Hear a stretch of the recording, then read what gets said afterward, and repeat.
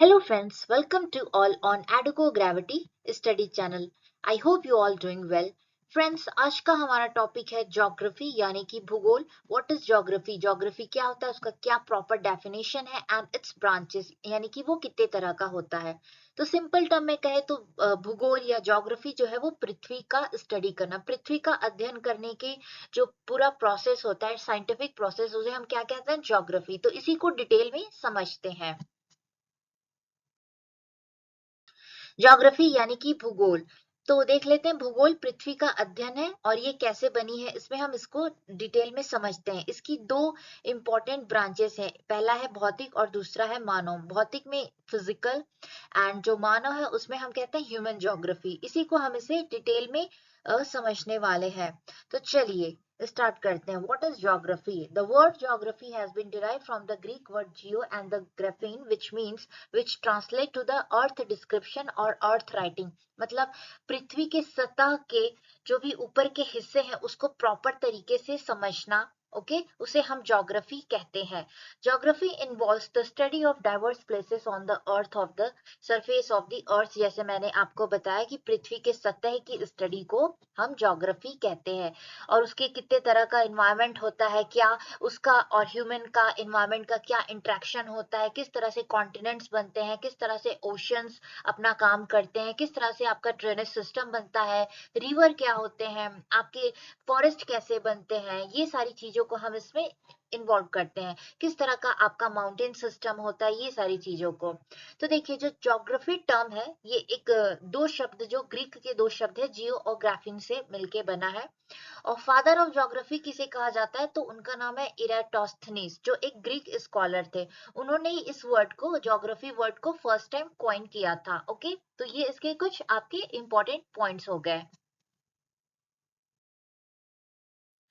This academic discipline to study the characteristic of natural environment of a place and the residing population and their interaction that occur. अब इसमें क्या आता है, जो हमारा environment है, जिसे हम कह सकते हैं जो आसपास का एरिया है, किस तरह का, आप किस तरह के एरिया में रहते हैं, सिर्फ क्या प्लेन में रहते हैं, क्या माउंटेनियस एरिया में रहते हैं, क्या ओशन के किनारे रहते हैं. तो ये सारी चीजें भी ज्योग्राफी का एक पार्ट है. किस तरह से वहां पे पॉपुलेशन डिसाइड रहती है, उनका क्या इंट्रैक्शन है अपने एनवायरनमेंट को लेकर. ओके देखिए जिस तरह से कोई माउंटेन एरिया में रहेगा उसका रहने का तरीका, और जो प्लेन में रहेंगे या ओशन साइड में रहेंगे उनका जो रहन सहन होता है, खान पान होता है, वो बहुत डिफरेंट होता है. तो geography study of place usually involve the learning about it's topography, जैसे कि बताया गया, knowing the climate and the weather pattern. हाँ जी, इसमें climate और as well as weather pattern को भी हम include करते हैं. वेजिटेशन जैसे बताया, फॉरेस्ट क्या, प्लांट्स, फ्लोरा, फौना किस तरह के हैं, ये सारी चीजें आपके रहते हैं. उनका क्या आपका ह्यूमन बीइंग के साथ कैसा रिलेशन हम कह सकते हैं, उसे हम इन्वायरमेंट में इंक्लूड करते हैं. अब जैसे ह्यूमन बीइंग की क्या एक्टिविटीज हो गए अपने इकोनॉमी को लेके, ये भी इसी का पार्ट हो गया. इकोनॉमी के लिए हम अपने जो हमारा फॉरेस्ट है उसको क्लीन करते हैं, मतलब पेड़ों की कटाई छटाई करते हैं. किस चीज के लिए? इंडस्ट्री सेटअप करने के लिए, एग्रीकल्चरल करने के लिए, अर्बनाइजेशन जैसे अर्बन एरिया को सिस्टमेटिक स्टैब्लिश करना, जिसमें आपके आगे commercial building, residential building, educational buildings, ये सारी चीजें. और जो भी आपके लैंड सेटलमेंट पैटर्न्स होते हैं उसको भी हम ज्योग्राफी में स्टडी करते हैं. और यही चीज हमारा बताता है कि किस तरह से हम अपने एनवायरनमेंट के साथ चलते हैं, इंट्रैक्शन बिटवीन आपका ह्यूमन बीइंग एंड आपका जो आपका इन्वायरमेंट है उनके बीच का. तो ये भी ज्योग्राफी का बहुत इंपॉर्टेंट पार्ट है. चलिए ब्रांचेस ऑफ ज्योग्राफी, या मतलब कि ज्योग्राफी को हम कितने टाइप में स्टडी कर सकते हैं. तो एक हो गया फिजिकल ज्योग्राफी, दूसरा हो गया ह्यूमन ज्योग्राफी, तीसरा है bio geography.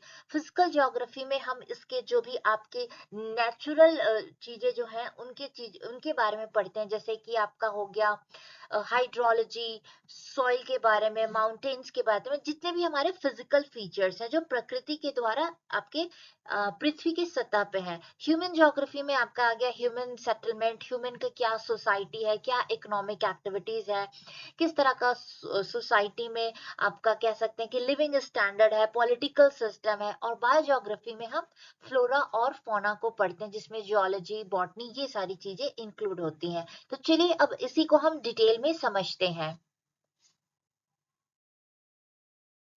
Okay then physical geography, जिसे हम भौतिक भूगोल भी कहते हैं, इसमें हम क्या पढ़ते हैं, नेचुरल प्रोसेस ऑफ एनवायरनमेंट, जैसे कि कह सकते हैं कि कंटेम्प्रेरी क्या प्रोसेस है, जैसे कि आपका इन्वायरमेंटल चेंज कैसे हो रहा है, माउंटेन्स कैसे बन रहे हैं, ड्रेनेज सिस्टम कैसे बनता है, ओशन की क्या अपने क्रिया है, कह सकते हैं क्या कैसा काम करता है। ओके एंड ये सारी चीजें इस फील्ड में आती हैं। जितने भी आपके फिजिकल एक्टिविटी हो गए अर्थ के, वो आपका फिजिकल ज्योग्राफी में आता है।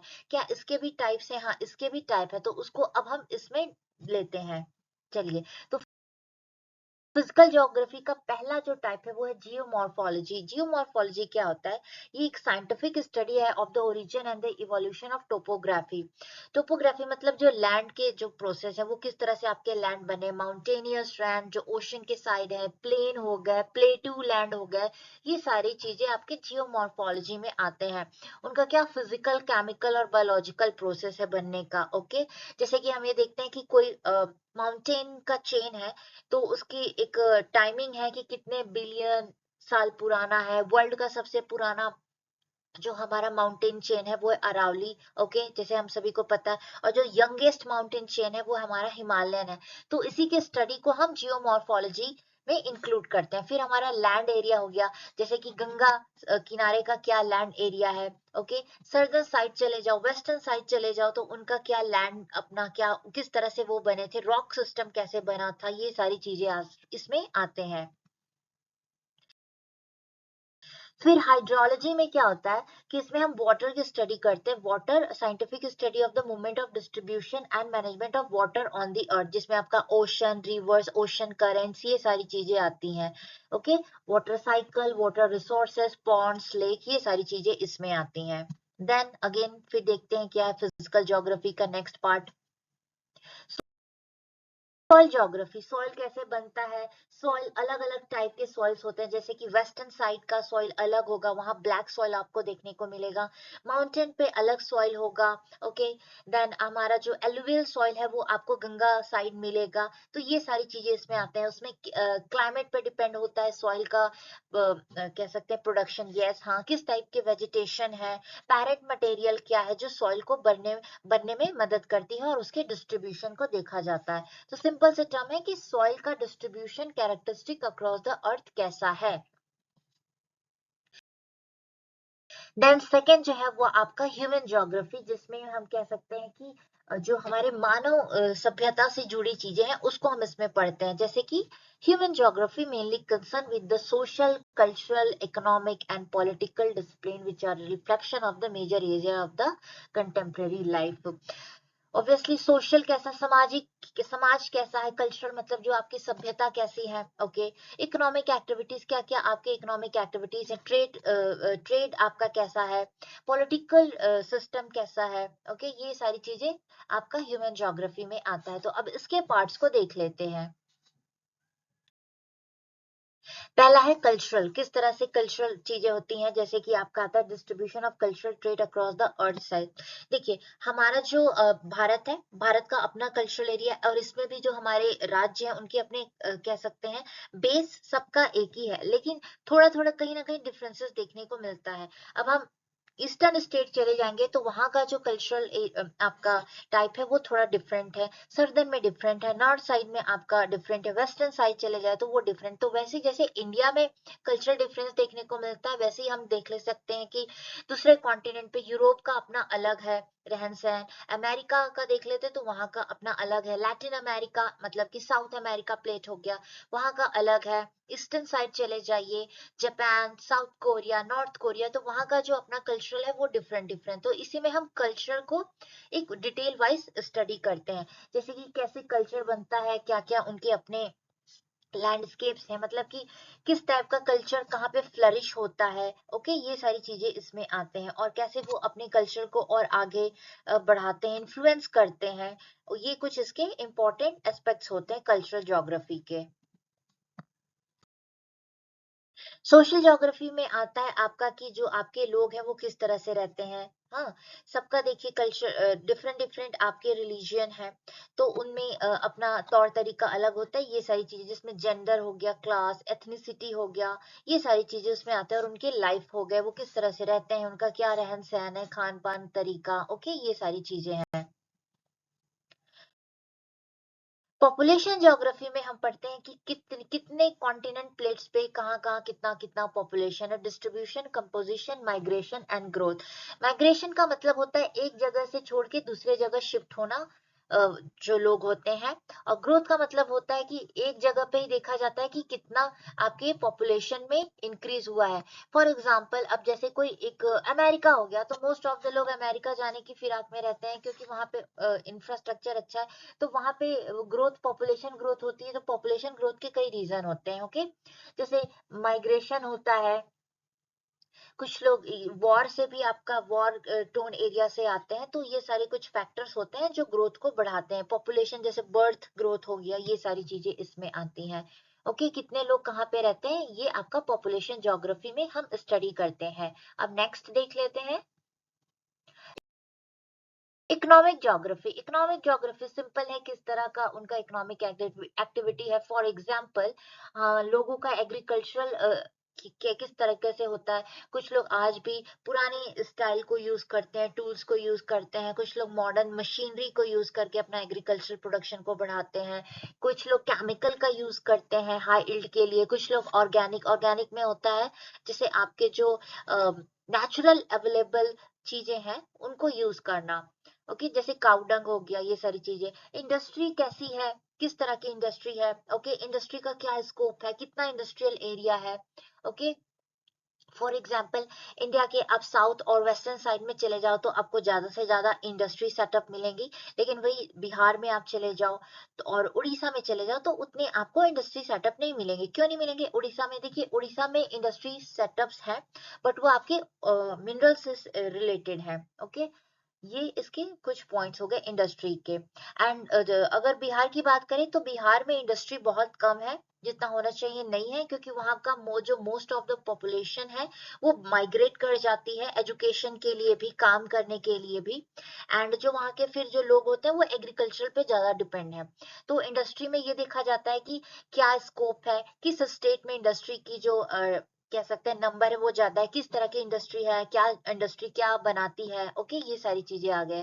फिर टूरिज्म, टूरिज्म भी बहुत इकोनॉमिक एक्टिविटी का सबसे इम्पोर्टेंट पार्ट है। टूरिज्म के मामले में बात कर लेते हैं तो हमारा जो देश है वो टूरिज्म के मामले में भी बहुत अच्छा है, 39th रैंक पर है अक्रॉस द ग्लोब अगर देखें तो। ओके, देन ट्रेड कैसा, व्यापार कैसा है, कितना आप एक्सपोर्ट कर रहे हैं, मतलब अपने देश में बनाकर चीजों को आप कितना बाहर भेज रहे हो, कितना इंपोर्ट कर रहे हो। तो अगर आप एक्सपोर्ट ज्यादा करोगे तो बाहर से पैसा आपके देश में आएगा, तो एक ये फैक्टर हो गया। ट्रांसपोर्ट सिस्टम कैसा है, कैसा रेल कनेक्टिविटी है, रोड कनेक्टिविटी है, प्लेन कनेक्टिविटी कैसे है, जो एयर कनेक्टिविटी हम कहते हैं, वो इसमें हम स्टडी करते हैं ह्यूमन ज्योग्राफी में, ह्यूमन ज्योग्राफी के इकोनॉमिक ज्योग्राफी सबसेक्शन में। देन हिस्टोरिकल ज्योग्राफी में देखते हैं कि कैसे सिविलाइजेशन कहीं पे फ्लरिश होता है, तो उसके क्या स्टेप रहे हैं, कि एंशियंट टाइम में कैसा था, मिडिवल टाइम में कैसा था, मॉडर्न टाइम में कैसा था। फॉर एग्जांपल, अगर कोई नेशन है, फॉर एग्जांपल इजिप्ट ले लीजिए, वो एंशियंट टाइम में बहुत फ्लरिश था। इराक का ले लीजिए, जिसे हम मेसोपोटामिया के नाम से जानते हैं, तो वो एंशियंट टाइम में, मिडिवल टाइम में बहुत फ्लरिश थे। लेकिन आज के टाइम में उनकी हालत उतनी अच्छी नहीं है, इकोनॉमिकली वो बैकवर्ड हो रहे हैं। हाँ, ये सारी चीजें। भारत का एंशियंट टाइम ले लीजिए, कुछ अलग था, मिडिवल में कुछ अलग था, फिर आपका आज के टाइम में कुछ अलग है। तो ये इसको हम इस चीज में स्टडी करते हैं, which is called historical geography. Political geography में देखते हैं कि पॉलिटिक्स सिस्टम कैसा है, कब वहां पे मोनार्क है कि आपका डेमोक्रेसी है। डेमोक्रेसी में क्या होता है कि लोग अपने लीडर को बाय वोट चूज करते हैं, तो यही इसको हम इसमें समझते हैं पॉलिटिकल ज्योग्राफी में, that is study the relationship between politics and geography. Examine how power distributed across space, जैसे कि हमारे यहाँ कैसा है, हमारे यहाँ सेंट्रलाइज्ड भी है और डिसेंट्रलाइज्ड पावर है। ओके, सेंट्रलाइज का मतलब होता है एक जगह से आपका ऑर्डर आता है और उसको जो आपके नीचे के ब्रांचेस होते हैं वो फॉलो करते हैं। ओके, तो हमारे यहाँ दोनों का अमेलगमेशन है, सेंट्रलाइज भी है और डिसेंट्रलाइज भी है, कि स्टेट भी अपनी पॉलिसीज बनाते हैं और सेंटर भी अपने पॉलिसीज बनाते हैं। लेकिन कहीं कहीं जैसे सेंट्रल एशिया हो गया तो आप वहां पे देखोगे कि सेंट्रलाइज पॉलिटिकल सिस्टम है। फॉर एग्जांपल सऊदी अरबिया हो गया, तो सऊदी अरबिया क्या है, एक मोनार्क है, मतलब वहां पे एक किंग का ऑर्डर चलता है, उसी को सब फॉलो करते हैं from district to state level. ये इसके कुछ आपके पॉइंट्स हो गए पॉलिटिकल लेवल पे देखे तो। Then focusing on territories, boundaries, state, international relation कैसा होना चाहिए। ओके, ये सारी चीजें, इंटरनेशनल रिलेशन हो गया, हमें हमारे स्टेट का कितना बाउंड्री होगा, कितने बाउंड्री के पार कोई दूसरा स्टेट स्टार्ट हो गया, ये सारी चीजें आपके जो हमारे नेशन के स्टेट्स हैं उसको किस तरह से डेवलप किया जाए। ओके, ये सारी चीजें इसमें इंक्लूड होती हैं। बायोज्योग्राफी में हम बात करते हैं distribution of species and ecosystem across the earth, जैसे फ्लोरा फौना कहाँ कहाँ पर है। जैसे फॉर एग्जांपल जितना हमारा वेस्टर्न कह सकते हैं वेस्टर्न साइड में है, वो आपको ईस्टर्न साइड में कम देखने को मिलेगा। वेस्टर्न घाट हो गया, माउंटेनियस एरिया है, ट्रॉपिकल एरिया है, तो आपको वहाँ पे स्पीसीज एनिमल्स के, मेडिकल प्लांट्स के, ये सारी चीजें ज्यादा देखने को मिलेगी। फिर हमारा हिमालयन साइड हो गया, तो इको जो आपका इकोसिस्टम है वो भी बायोज्योग्राफी में आता है और इसमें ये सारी चीजें आती हैं, फ्लोरा एंड फौना। कितना उसका डिस्ट्रीब्यूशन है, कहाँ कहाँ पर है, कितना सेंसिटिव एरिया है। जैसे फॉर एग्जांपल प्लेन में क्या होगा, प्लेन में आपको उतने फॉरेस्ट नहीं मिलेंगे जितना आपको माउंटेनियस एरिया हो गया। ओके, इंडिया का जो ईस्टर्न साइड हो गया, हिमालयन साइड हो गया, वेस्टर्न साइड हो गया, ये सारी चीजें इसमें इंक्लूड करती हैं। Pattern of plants and animals life across the globe. अब देखिए, जिस तरह से आपका फॉरेस्ट होगा तो वहां पे जो फ्लोरा और फौना होगा वो डिफरेंट डिफरेंट उसी पे डिपेंड करेगा कि कैसा है। ट्रॉपिकल का अलग होता है, सब ट्रॉपिकल अलग होता है, माउंटेनियस अलग होता है, ये सारी चीजें इसमें इंक्लूड करती है। प्लांट ज्योग्राफी में जैसे बताया कि प्लांट कैसे, प्लांट के अपने अपने लाइफ होते हैं, बोटानिकल ज्योग्राफी भी कहा जाता है इसे। तो प्लांट्स, हर एक प्लांट हर जगह नहीं ग्रो करता। जैसे चीड़ हो गया, पाइन हो गया, तो ये माउंटेन के आपके प्लांट्स होते हैं, तो वो आपके प्लेन में नहीं ग्रो कर पाएंगे। एप्पल हो गया, तो एप्पल की खेती आपका प्लेन में इतना नहीं हो पाएगा जितना ये आपको कश्मीर साइड देखने को मिलेगा। ओके, तो ये इसके कुछ डिस्ट्रीब्यूशन होते हैं कि प्लांट की जो स्पीशीज है, वेजिटेशन है, उसका क्या पैटर्न है डिस्ट्रीब्यूशन का अक्रॉस द अर्थ सरफेस।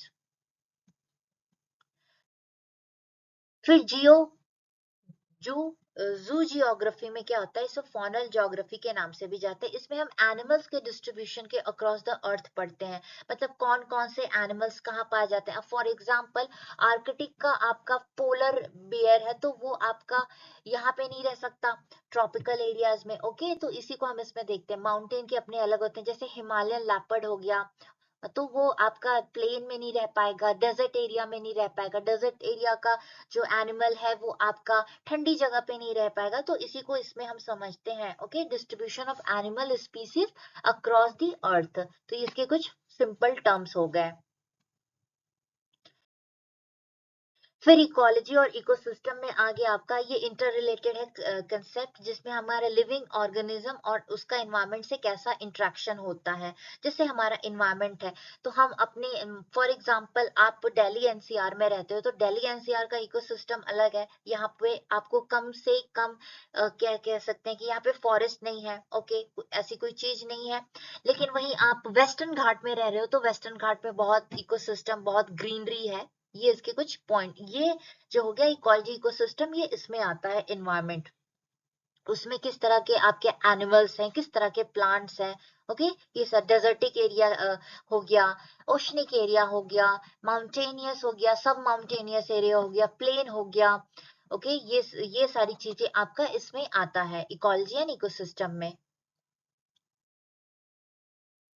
वही इन्वायरमेंटल फैक्टर इसमें भी बताया गया है कि किस तरह से हम अपने इन्वायरमेंट को, ह्यूमन का और नेचुरल सिस्टम के साथ इंटरेक्शन होता है, किस तरह हम अपने नेचुरल जो हमारे इन्वायरमेंट है उसको प्रिजर्व करते हैं। ओके, जैसे जंगल हो गया तो अर्बन एरियाज में आपके जंगल को साफ क्लीन किया जाता है कि वहां पे कॉमर्शियल और रेसिडेंशियल इंस्टीट्यूशंस को एस्टैब्लिश किया जा सके, क्योंकि देखिए जहाँ ह्यूमन रहेगा तो वहां पे डिफरेंट डिफरेंट टाइप की इंस्टीट्यूशंस की जरूरत पड़ेगी, ओके, एडमिनिस्ट्रेशन की। तो ह्यूमन सोसाइटी है एडमिनिस्ट्रेशन से चलता है, और जो आपका इन्वायरमेंट होता है वो आपका कह सकते हैं कि नेचर पे डिपेंड होता है, तो वहाँ का क्या फ्लोरा फौना है, ये सारी चीजें हम पे डिपेंड करती है, ह्यूमंस पे, कि हम उसको कितना प्रोटेक्ट कर सकते हैं। तो इन्वायरमेंटल ज्योग्राफी में ह्यूमन का हमारे नेचुरल सिस्टम से कैसा इंटरेक्शन है, यहाँ पे ये इंक्लूड होता है।